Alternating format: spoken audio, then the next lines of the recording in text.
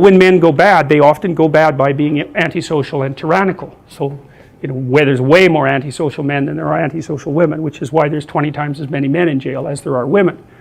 So each gender, let's say each sex, has its own characteristic pathologies. And there are some antisocial women, and there are some high neuroticism guys or some guys who are really agreeable as well. So, but they're rarer. You might say, well, if you're only going to interact with someone once, you might as well just take advantage of them and run off. That's what a psychopath does, by the way. And there is room in the environmental niche for psychopaths, but they have to keep moving around, because otherwise people figure out who they are. So they just move around, and they can take advantage of one person, maybe 5 times or 10 times or something, and then the reputation spreads and they got to get the hell out of there. So it's not a good long-term strategy.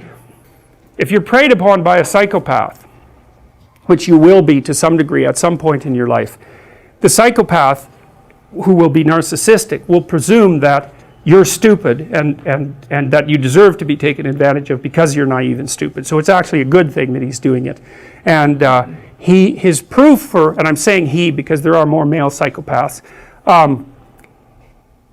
the proof that you're stupid, naive, is that he can take advantage of you. And so, like, if you were wiser, you'd be, you'd know his tricks, and then it wouldn't be morally necessary for him to show you just exactly who knows what about what. And so the psychopath will use his ability to fool you as proof of his own grandiose omnipotence, omniscience, and narcissism. And the problem with that is that you can be fooled by a psychopath, and virtually anybody can. So that Robert Hare, for example, who studied psychopaths for a long time and interviewed a lot of them, like hundreds of them, and videotaped many of the interviews, he said when he was talking to the psychopath, he always believed what they were saying. And then he'd watch the video afterwards and see where the conversation went off the rails. But, the proclivity to be polite in a conversation is very strong. And if you're polite, you don't object to the way that the person unfolds their strategy, And psychopaths are pretty good at figuring out how to manipulate, obviously, how to manipulate people. And the probability that you will be immune to that is extraordinarily low. Go watch Paul Bernardo being interviewed by policemen on YouTube. That's that's enlightening, man. Paul Bernardo, he's like the CEO of a meeting in that video, He gives the cops hell, he gives the lawyers hell, he protests his innocence. He basically tells them that they're rude and untrustworthy because they don't trust him because he did a few little things 17 years ago. But he basically goes, well, that's a long time ago. It's like, we're past that, aren't we? I mean, I'm having a discussion with you. I'm trying to help you solve some crimes, which, by the way, I committed, but we won't bring that up. And you're accusing me of being a liar. Like, you're not playing fair. What's up with you? And then when they answer, he looks at his fingernails, which is like, that's a lovely little manipulative thing, because it basically means whatever happens to be under my fingernail at the moment is much higher priority than listening to your foolish story. And you watch, you'll see people do that to you. And then you get a little insight into what they're up to. He's very good at that. And so, or he looks outside, or he just looks at his hands, or he looks out the window, immediately dismissive in his nonverbal behavior. It's brilliant. The courts were forced to release that, by the way. But look it up, Paul Bernardo on YouTube. Wow, it's just mind-boggling. He's so good at what he does. And he's good-looking, and he's charismatic, and he can really pull it off. And you can't tell what's happening with the cops and the lawyers, whether they're just letting him play as a routine to get some information from him, or whether he's actually setting them back on his heels. And I suspect it's a bit of both. But it's masterful performance. If you didn't know who he was, and you were watching it without the audio, you'd think he's the CEO of some company giving his employees hell for not being up to scratch. That's all his body language, his eye contact, everything just speaks that. It's amazing.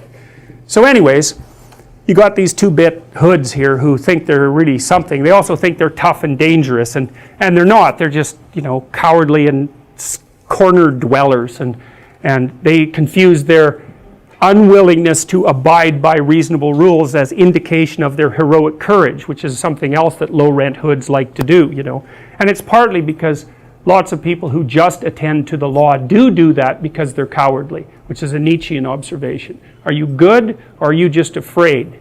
Well, let's start with afraid first. before we proceed to good. And that the reason that you follow the rules is because you're afraid of getting caught. Yeah, well, you know those kids who, often university kids who are in like a hockey riot and they end up breaking windows and stealing things, and you know they get nailed for it, and afterwards they're really blown away by their own behavior. It's like, well, they're in that camp. It's like they think they're good people, but they're not. They're just never anywhere where you could be bad. And as soon as you put them somewhere where they could be bad, it's like out it comes, just like that. And that's really worth thinking about, because most of you, many of you, but not all of you, I suspect, have never really been somewhere that you could be really bad and get away with it. And so you might think, well, you wouldn't do it, but people do it. And if you give in to that temptation, which you often will, then it wins, and because it wins, it gets a little dopamine kick and it grows stronger. Anything you let win, the internal argument, grows. And anything you let be defeated shrinks, because it's punished. It doesn't get to have its way. So that's another thing really to remember, is don't practice what you do not want to become. And because they're neurological circuits, you build those things in there, man, they're not going anywhere. You can build another little machine to inhibit them. That's the best you can do. Once they're in there, you can't get them out. So, and then the ones you build to inhibit can be taken out by stress, and the old habits will come back up. So you got to be careful what you say and what you do, because you build yourself that way. Something's behind the scenes pulling the strings. And everybody always wonders what that is, right? What's actually going on? What's actually going on with Trump? Who's actually in control? Is it Putin? I mean, that's the fantasies of the left. It's Putin. It's like, well, the question always is, what's going on behind the scene, right? And the question is, that's the case certainly on the political landscape, business landscape, interpersonal relations. What are you really up to? Everyone's always wondering that, right? That's why they're watching your eyes, because your eyes point at things, and they can infer what you're interested in and what you're up to by looking at what you look at.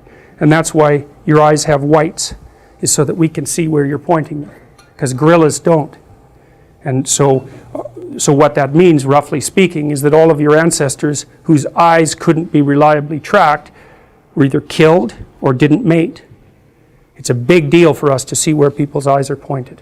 And so we're always watching each other's eyes constantly. What are you up to? What are you up to? What are you looking at? What do you want? And I want to know, because if I know what you want, I can predict how you're going to behave. And that also means I can cooperate with you, or I can compete with you, or I can lie to you. But all the information is in the eyes, surrounded by the facial display, right? Because that's also an indication of motivation and emotion. And so we're like, our eyes are so good at that for you guys sitting there in the back, I can tell if you're looking at my eyes or at my chin. And the deviation in your eyes is so tiny that it's a kind of miracle that we're capable of making that perceptual observation. It's really important to us. One of the things that was really big, and it's probably even worse now, when I was a parent of young children, was to teach your kids how to be afraid of strangers. It's like, no, wrong. That is not what you teach them. Because all you do is teach them then to be timid and fearful, and the real predatory types, they're pretty much thrilled about that, because you'll also make them sheltered and naive. So that isn't, you make your kids courageous and you get their damn eyes open, and that's the best thing you can do to protect them against people who are truly dangerous. So none of that terrifying them. It's